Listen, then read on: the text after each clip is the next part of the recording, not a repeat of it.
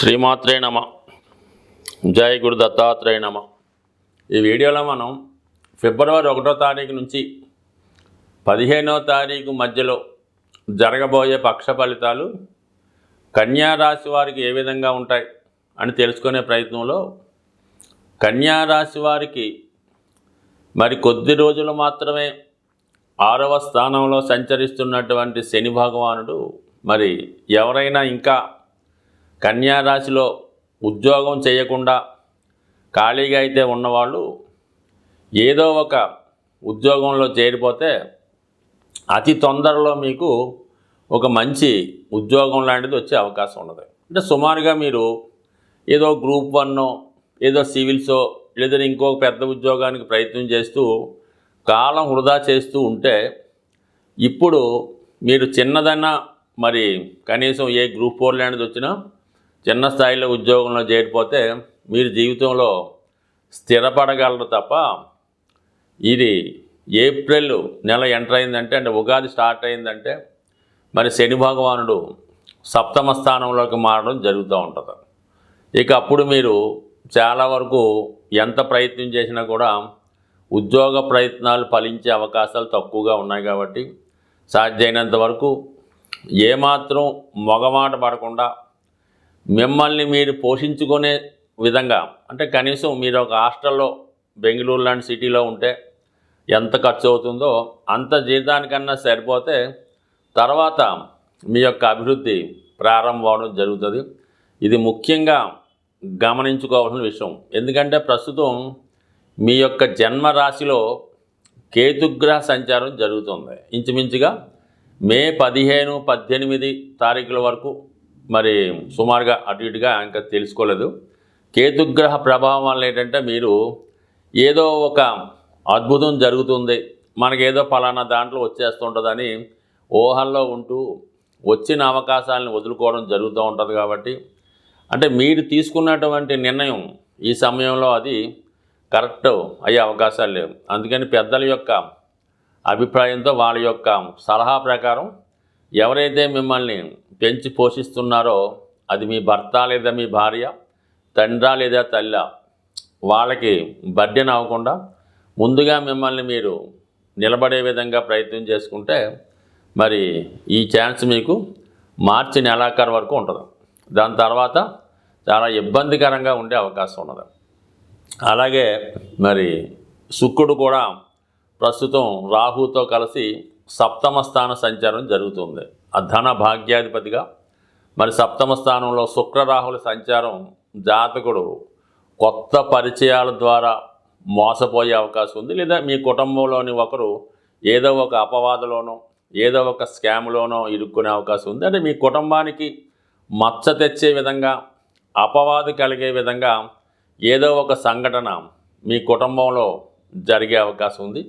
అలాగే వ్యక్తిగతంగా కూడా జాతకులు వారి ఉన్నటువంటి ప్రదేశాన్ని బట్టి మరి జీవితంలో కొత్త అనుభవాలు, కొత్త పరిచయాలు కలిగే అవకాశం ఉంది. ఈ సమయంలో కొంతవరకు మరి ఇంటర్ క్యాస్ట్ మ్యారేజెస్కి కానీ, అలాగే ఏదైతే ద్వితీయ వివాహం, తృతీయ వివాహం చేసుకునే వాళ్ళకి ఈ పరిస్థితి కొంతవరకు ఇంటర్ క్యాస్ట్లో ఆల్రెడీ వివాహం అయిన వాళ్ళు వివాహం చేసుకోవడం కానీ, ఇటువంటి కొన్ని, అంటే అది వ్యక్తిగతంగా మీకు అంగీకారంగా, యోగ్యదాయకంగా అదేదో పెద్ద ఉద్ధరించినట్టు కనబడుతుంటుంది. మిగతా వాళ్ళకి అది మరి లోకం అందరికీ కూడా విమర్శించే విధంగా ఉండే అవకాశం ఉంది. సో అందువల్ల ఏంటంటే ఈ సమయంలో మీరు తీసుకునే వివాహ నిర్ణయం చాలా వరకు అది విమర్శలకు దారితీసే అవకాశం ఉంది. ఇది కూడా కొంతవరకు ఆలోచించి నిర్ణయం తీసుకోవడం మంచిది. బట్ ఏదైనా ఇది అంతర్గతంగా ఈ ప్రేమ, మనసు, అలాగే కొన్ని బలహీనతలకు సంబంధించింది. కాబట్టి ఈ విషయంలో జాతకుడు లేదంటే జాతకురాలు చెప్పినా వినే అవకాశం లేదు. కాబట్టి ఇటువంటి వివాహానికి ఎక్కువగా జరిగే అవకాశం ఉన్నది.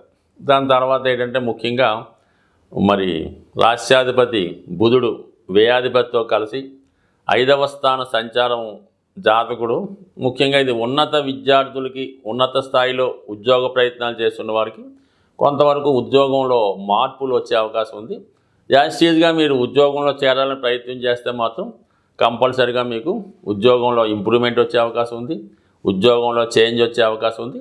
అలాగే కొత్తగా ఉద్యోగం ప్రయత్నిస్తున్న వారికి ఇది అనుకూలంగా ఉంది. ముఖ్యంగా ఎవరైతే దూర ప్రాంతంలో విదేశంలో ఉద్యోగం లేక ఇబ్బంది పడుతున్నారో అటువంటి వారికి కూడా మరి ఈ సమయంలో ఇంచుమించుగా మీ యొక్క స్థాయికి అర్హతకి తగ్గ విధంగా ఏదో ఒక ఉద్యోగం, అది విదేశీ సంస్థల్లో కానీ ఏదైనా ఒక చిన్నపాటి సంస్థలో ఇప్పుడు చేసే ఉద్యోగ ప్రయత్నాలు అటు విద్యార్థులకి నిరుద్యోగులకు కూడా అవకాశం ఉంది. అంటే బట్ ఉద్యోగం అయితే వస్తుంది, కానీ ఆ నిర్ణయం తీసుకోవడంలో మీరు ఏమాత్రం వెనకేయకుండా వచ్చిన నిర్ణయాన్ని, వచ్చిన అవకాశాన్ని సాధ్యం వరకు ఉపయోగించుకుంటే మంచిది తప్ప వచ్చిన దాన్ని అటు ఇటుగా తర్జన భర్జన చేస్తూ ఎవరేమనుకుంటారో అంతే మాత్రం తర్వాత ఇబ్బంది పడే అవకాశం ఉంది. సాధారణంగా జాతకంలో గ్రహాలు పెడుతున్నటువంటి ఇబ్బందుల నుంచి బయటపడాలంటే సూర్య భగవానుణ్ణి ఆరాధించవలసి ఉంటుంది. అంటే ప్రతినిత్యం సూర్య నమస్కారం చేసుకోవడం, అలాగే ఆదిత్య హృదయం లాంటివి చదువుకోవడం కామన్గా చేస్తున్నప్పుడు కూడా చాలామందికి ఇవి కుదరనప్పుడు సూర్యునికి సంబంధించినటువంటి అత్యంత విశేషమైనటువంటి రోజు రథసప్తమి. అంటే సూర్యుడు తన యొక్క రథాల వేగాన్ని పెంచుతూ అక్కడి నుంచి ఎండల యొక్క తీవ్రత పెరగడం జరుగుతూ ఉంటుంది. అంటే ఫిబ్రవరి 4వ తారీఖున వస్తున్నటువంటి రథసప్తమి రోజు విధి విధానంగా వారి యొక్క ప్రాంతీయ ఆచారాలను బట్టి సూర్య భగవానుడికి పూజ చేసుకోవడం జరుగుతూ ఉంటుంది. అంటే సూర్య భగవానుడికి ఏంటంటే పాయసం నైవేద్యంగా పెట్టడం జరుగుతూ ఉంటుంది. అంటే పురాణాలు చెప్పిన ప్రకారం సూర్య భగవానుడికి దంతాలు, పళ్ళు సరిగ్గా ఉండవు కాబట్టి మెత్తని పదార్థాలు నైవేద్యంగా పెట్టవలసి ఉంటుంది. మరి ఆ రోజు సూర్యుని దిక్కు, అంటే సూర్యుడు ఉదయించే దిక్కులో ఈ ఆవు పేడతో చేసినటువంటి పిడకలు సేకరించి దాంట్లో రాజేసి దానిపైన ఒక రాగి పాత్రలో కానీ స్టీల్ పాత్ర కాకుండా వేరే పాత్రలో కొత్త దాంట్లో వీలైతే మరి ఆవు పాలలో మరి కొత్త బియ్యం పోసి పాయసం అక్కడ తయారు చేసి ఆ పాయసాన్ని మనకి సూర్యభగవానుడికి నైవేద్యంగా పెట్టడం. దాని తర్వాత అదే సీజన్లో ఉన్నటువంటి కొంతమంది ఈ చిక్కుడుకాయలు అలాగే రేగుపళ్ళుతో రథం అది తయారు చేస్తుంటారు, కానీ అది వాళ్ళ యొక్క దీన్ని బట్టి చేసుకోవచ్చు. ఏదైనా పాయసం నైవేద్యంగా పెట్టడం వల్ల ఒకటేంటంటే దీర్ఘకాలికంగా అనారోగ్య సమస్యలతో బాధపడుతున్నవారు, ఆర్థిక సమస్యలతో బాధపడుతున్నారు, వివాహం వాయిదా పడుతున్న వాళ్ళు ఖచ్చితంగా ఆ రోజు ఈ సూర్యభగవాన్ని పూజ చేసి ఇంచుమించుగా ఆ రోజంతా కూడా చాలా నియమంగా ఉంటూ వీలైతే ఆ సూర్య ప్రసాదాన్ని నైవేద్యంగా ఆ రోజు గడపడం వల్ల, అలాగే సూర్యాష్టకం, ఆదిత్య హృదయం చదువుకోవడం వల్ల చాలా వరకు సూర్యభగవాను యొక్క అనుగ్రహానికి పాత్రలు అవుతారు. అంటే సూర్యభగవాను యొక్క అనుగ్రహం ఉంటే 100% జాతకుడు ఎటువంటి సమస్య అన్నా బయటపడతాడు. కేవలం మీ యొక్క రుణాలు తీరాలంటే ధనం ఇచ్చే ఏకైక గ్రహం సూర్యభగవానుడు. ఆ సూర్యభగవాన్ని మీరు ప్రసన్నం చేసుకోండి. ఎందుకంటే మరి సూర్యుడు తన యొక్క ఈ మకర రాశి నుంచి స్టార్ట్ అయిన ఈ ప్రయాణం మేషరాశిలో ఉచ్చస్థితి, అక్కడి నుంచి ఈ కత్తుళ్ళు ఇవన్నీ ఎండలు పెరగడం ఇవన్నీ ఉన్నాయి. కాబట్టి ఏదైనా జీవితాన్ని అభివృద్ధి పరుచుకొని మంచి మార్గంలో వెళదాం అనుకున్న వాళ్ళకి, అటు ఐశ్వర్యం ఆరోగ్యం పొందాం అనుకున్న వారికి ఈ యొక్క రథసప్తమి విశేషమైనటువంటి పుణ్యదినంగా మరి అందరూ కూడా చేసుకోవడం వల్ల ఖచ్చితంగా మీకు సూర్యభగవాని అనుగ్రహంతో అష్టైశ్వర్యాలు ఆరోగ్యం కలగాలని కోరుతూ, చాలా వరకు మనకి గ్రహస్థితి బాగుంది, అన్ని సౌకర్యాలు ఉన్నాయి, అయినా దీర్ఘకాలంగా సమస్యలు ఎదురవుతూ ఉంటాయి. ముఖ్యంగా ఏంటంటే ఆ కుటుంబంలో ఉన్నటువంటి పిల్లలు వివాహాలు వాయిదా పడడం, ముఖ్యంగా భార్యాభర్తల్లో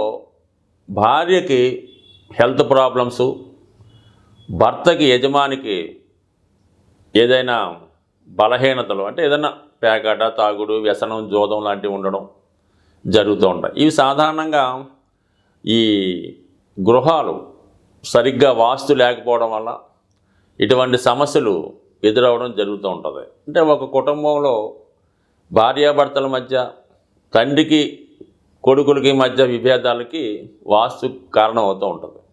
ఇది ఇల్లు మనం కట్టుకున్న తర్వాత 7 సంవత్సరాల తర్వాత దీని ప్రభావం చాలా వరకు ఎక్కువగా ఉంటుంది. ఈ వాయువ్య దోషం ఉండి ఎక్కువగా ఆర్థిక పరంగా ఎంత ధనం ఉన్నా కూడా అప్పులు తీర్చలేకపోతూ ఉంటారు. వాయువు దోషం ఉన్నప్పుడు ఏమవుతుందంటే ప్రేమ వివాహాలు, పెళ్ళిళ్ళు వాయిదా పడటం జరుగుతూ ఉంటుంది. దానికి నైరుతి కూడా వాస్తు దోషం ఉన్నప్పుడు ప్రభుత్వ అధికారుల నుంచి income tax rights, ED rights జరుగుతూ ఉంటాయి అన్నమాట. అలాగే సడన్గా ప్రమాదాలు, వాహన ప్రమాదాలు కూడా జరుగుతూ ఉంటాయి. సో అందువల్ల ఏంటంటే చాలా కాలంగా దీర్ఘకాలికంగా సమస్యలతో ఇబ్బంది పడుతున్నవారు, మరి గోచారంతో పాటు మీరు గృహ వాస్తును కూడా సరి చేసుకోవడం వల్ల ఏమవుతుందంటే చాలా వరకు చిన్న చిన్న సరిదిద్దులు కూడా ఉంటాయి. అవి సరి చేసుకోవడం వల్ల చాలా వరకు సమస్యలు సాల్వ్ అయ్యే అవకాశం ఉంటుంది. కాబట్టి జీవితంలో ఎవరైతే బాగుపడాలి, మనం స్థిరపడాలి, కుటుంబం అంతా బాగుండాలనుకున్న వాళ్ళు ఒక్కసారి మీ యొక్క వాస్తును కూడా మీరు గమనించి, ఎందుకంటే ప్రతి ఒక్కరికి కూడా కొంత నాలెడ్జ్ ఉంటుంది కాబట్టి దాన్ని గమనించి మరి అనుభవజ్ఞమైనటువంటి వాస్తు సిద్ధాంతుల్ని సంప్రదిస్తే కంపల్సరిగా మీ యొక్క దీర్ఘకాలిక సమస్యలు పరిష్కారం అయ్యే అవకాశం ఉంది. స్వస్తి.